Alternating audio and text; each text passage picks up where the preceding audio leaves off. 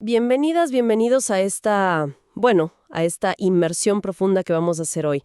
Nos metemos con un fallo clave, que realmente marcó un punto de inflexión en cómo vemos los contratos con el Estado acá en Argentina. Hablamos del caso Serra, de la Corte Suprema, allá por 1994. Un fallo fundamental, ¿sí? Imaginen esta situación, ¿no? Alguien, una empresa o un particular, tiene un contrato firmado con una entidad pública. Pero bueno, surge un problema, un desacuerdo por un pago que no se hizo. El clásico conflicto contractual, claro. Y la pregunta es, ¿cuánto tiempo tiene esa persona para ir a la justicia a reclamar? ¿Se aplica ese plazo cortito a veces, lapidario, de la caducidad administrativa, que te deja fuera enseguida si te descuidas? Exacto. O aplica el plazo más largo, de la prescripción del Código Civil. Ese es el nudo, ¿no? El dilema que resolvió Serra. Y eso es lo que vamos a desmenuzar hoy. Exactamente. Y lo vamos a hacer, como siempre, basándonos directamente en el texto del fallo. Serra, Fernando H. y otro contra Municipalidad de Buenos Aires. Nuestro objetivo hoy es clarificar bien cuándo entra en juego una figura, la caducidad administrativa, y cuándo la otra, la prescripción civil. Sobre todo en este contexto, el de los contratos públicos. Fundamental entenderlo. Sí, y no solo por los efectos prácticos, que son enormes, sino por lo que dice sobre la relación entre la administración y los particulares, cuando actúan como partes de un contrato. Vamos a ver los argumentos de la Corte, la lógica que usó y la doctrina que dejó sentada. Perfecto. Entonces, para empezar, pongámonos en contexto. Los hechos. ¿Qué pasó exactamente? ¿Cómo llegó este caso a la Corte? Mira, la situación es bastante directa. Tenemos a Fernando Serra y otro profesional, otro particular, que habían celebrado un contrato con la Municipalidad de Buenos Aires, la de Capital Federal en ese momento. Ajá. El objeto del contrato era la dirección y la inspección de una obra pública determinada. Pero acá viene un dato clave. La obra, al final, no se llegó a ejecutar. Entiendo. O sea, el contrato estaba, pero el objeto principal, la obra misma, no se hizo. ¿Y qué reclamaban ellos entonces? Bueno, a pesar de que la obra no se ejecutó, ellos entendían que les correspondía cobrar honorarios, quizá por tareas previas, ¿no? O por la simple disponibilidad que implicaba el contrato, o, por lo que dijera el propio acuerdo para esa eventualidad. Claro. Hicieron el reclamo administrativo ante la municipalidad, como corresponde, pero la municipalidad, mediante un acto administrativo formal, les dijo que no, rechazó el pago que pedían. Y ahí se complica. La Muni dice, no pago, y los contratistas van a la justicia. ¿Qué pasó en las instancias judiciales previas? Bueno, el camino judicial tuvo sus idas y vueltas, ¿viste?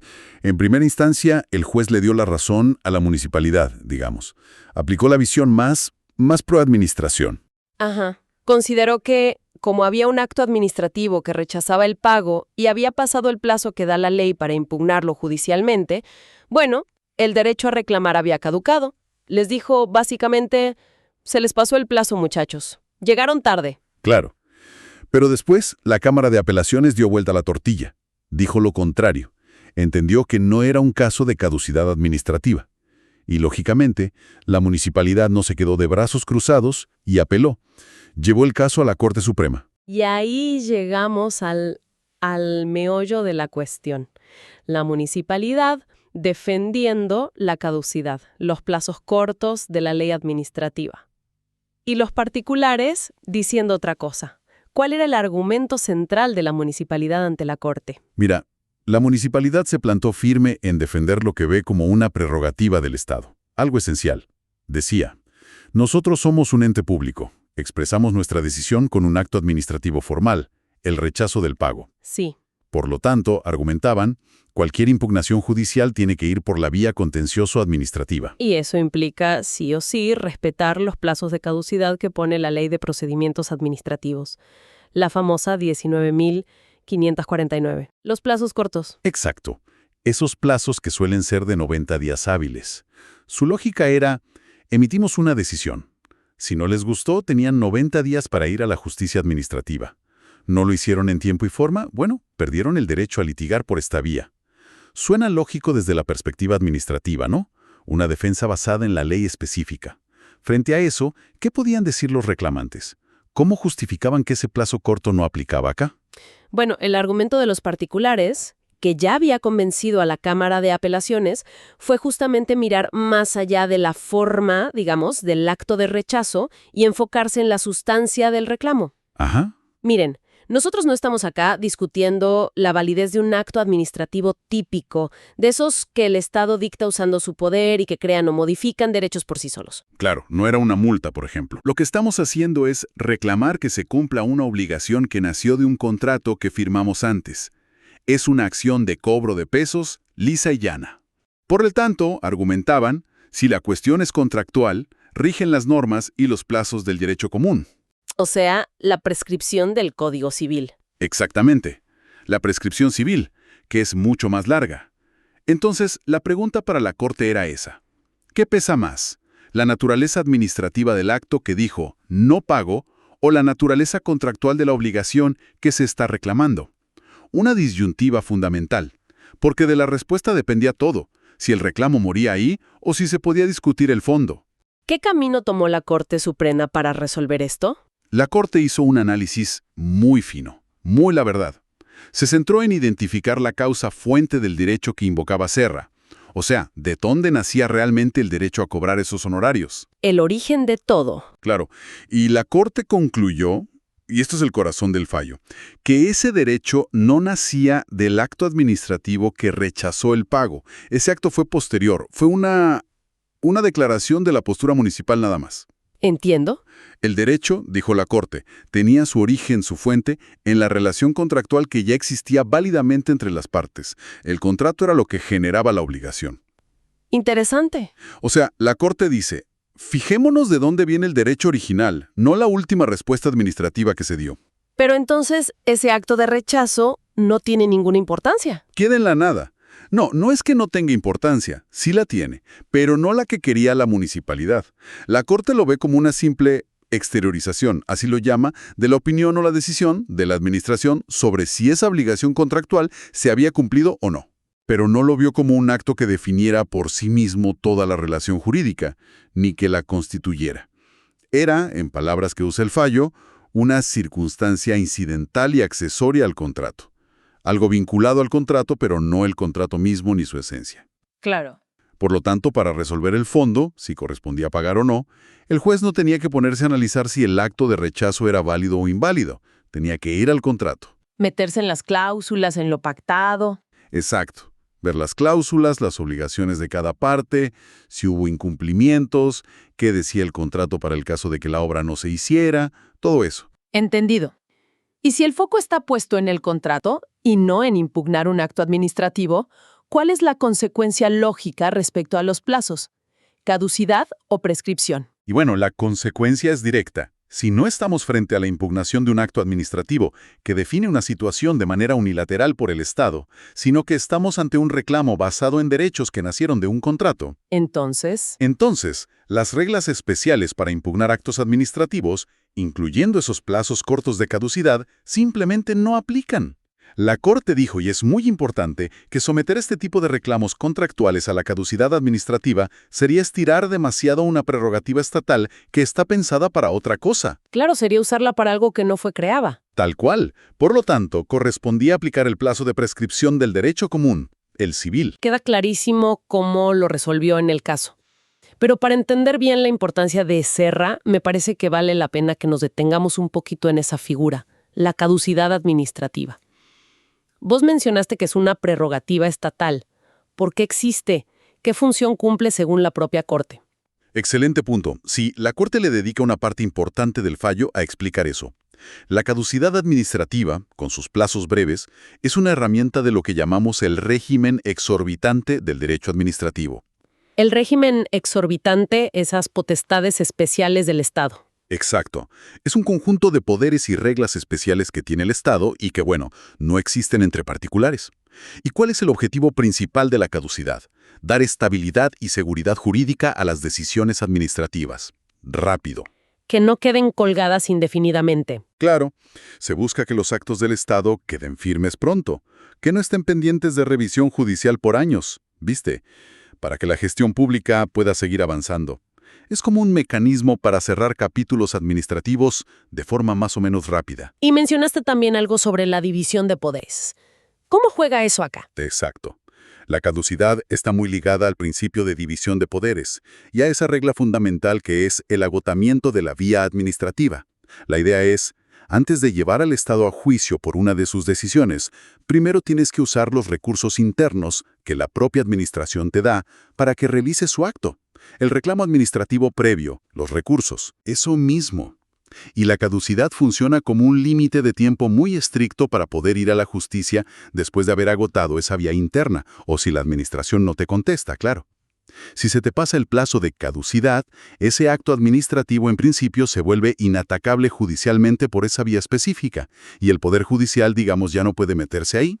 Es como una barrera de acceso a la justicia, pero muy específica para lo contencioso administrativo. Sí, es una manifestación de una deferencia inicial hacia la decisión administrativa que se basa en esa separación de funciones entre poderes. O sea, es una barrera temporal fuerte diseñada para proteger la acción administrativa.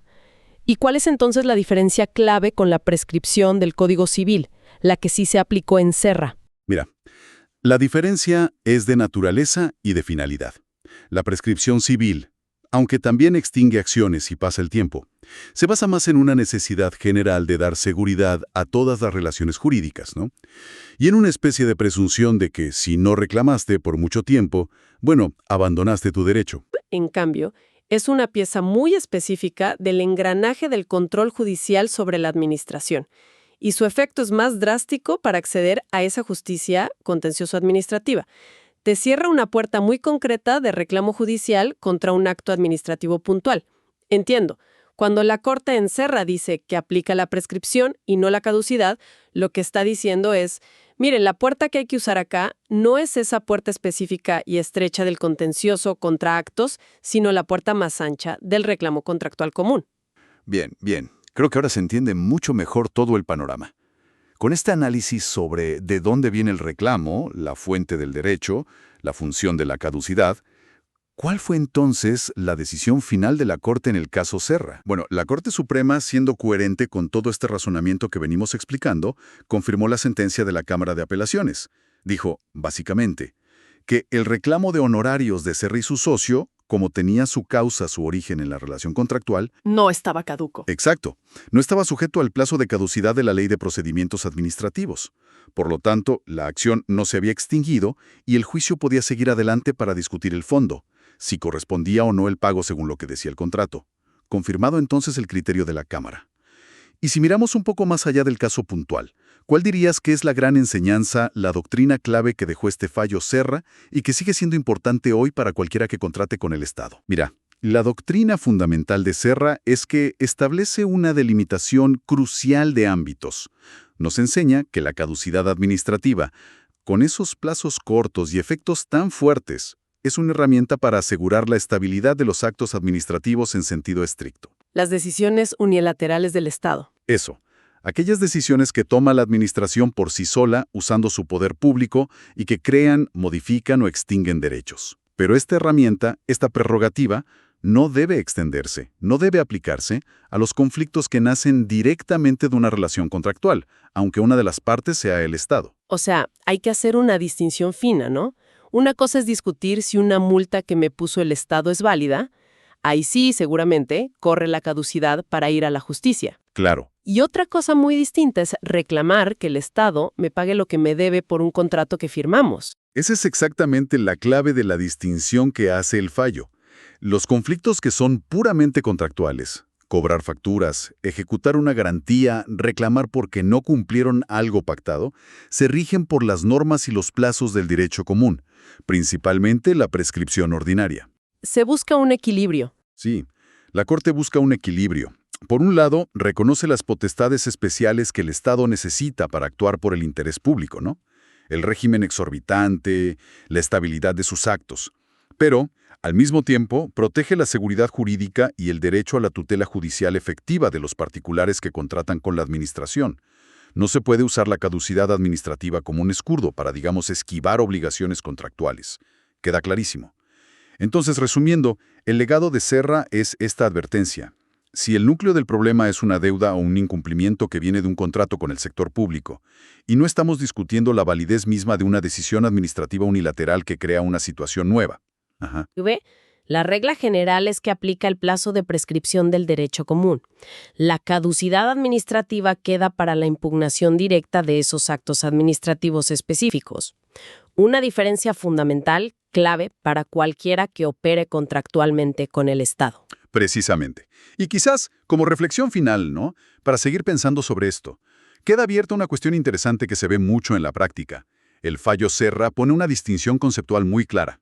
Sí, en la teoría parece claro. Claro.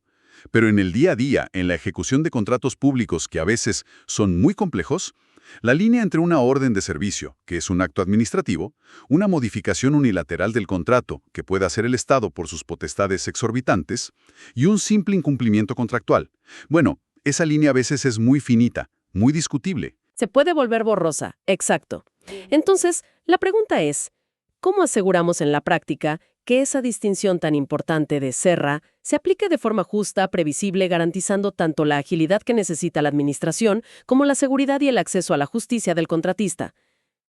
Es un desafío constante mantener ese equilibrio delicado que la Corte buscó trazar. Un punto clave, me parece, para la salud de la contratación pública en general.